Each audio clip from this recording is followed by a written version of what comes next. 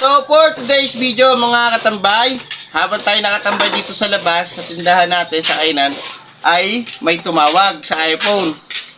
Kaso ito nga, yung screen nito, tingnan natin, ayun o, ano siya, pero natatawagan naman siya kasi andito yung sound SIM card. Ngayon, ito yung aking phone, 3%, kaya hindi ko na na-vlog nung pinick up ko yung, ito, may dumating sa atin, mag-unboxing tayo ng parcel. Parcel ba to?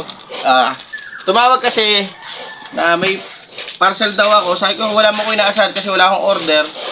Ay from Adbot daw. Kasi alam ko yung Adbot, ito yung nalabas lagi sa pag ako po ay nag-ano ba, ito po ng aking mga content, yung mga 3 minutes above na ginagawa kong content, yan po yung nalabas na sponsored on Facebook. Pero wala pa naman tayo monetize. Monetize na tayo mga katambay. Pero ang problema natin ay wala pa naman sa payout. Kumbaga monetize lang. So, ito yung mga nalabas sa ads. So, hindi ko naman alam legit kung talaga bang magkakikita ba doon o ano. So, kasi yung viewers ko, wala pang 1,000 nanonood eh. Tapos dito, ayan, dilumabas nga ako sa kanto kasi tumawag yung deliver ay DHL. Ayan, DHL. Kita nyo ba mga katambay? So, tingnan natin kung ano to. Ayan. So, ayan, yung tunay natin pangalan, tapos yung pirma natin. So, na-receive natin ngayong oras na to. Ano oras na ba? Oras natin ay 9:15 in the morning. So, kanina, siguro mga 9:10, lumabas ako kasi naglakad pa ako pabalik. Ngayon naman. Yun na nga po, mga tambay. So, balik tayo sa sinasabi ko.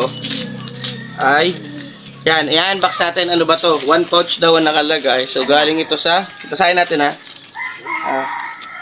Youth Advocational Specialist.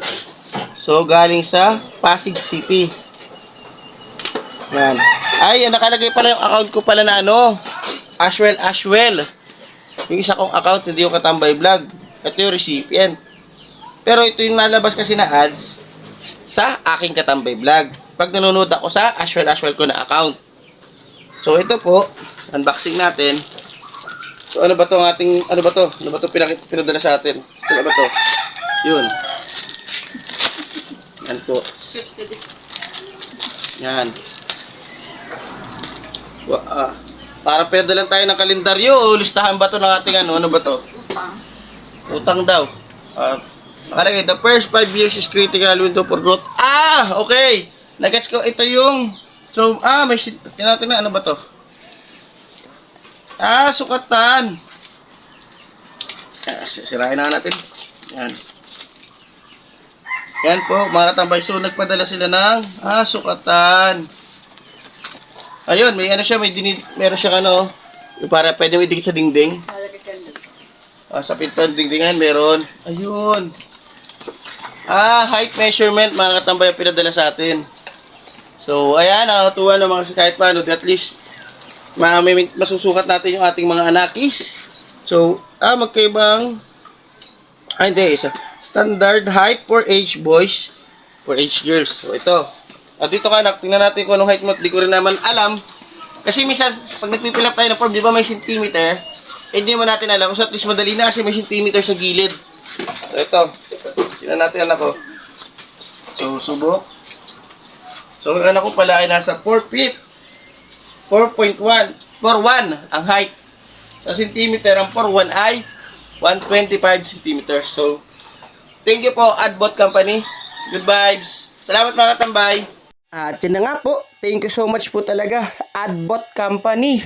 So, sila po yung nag-send niya height measurement.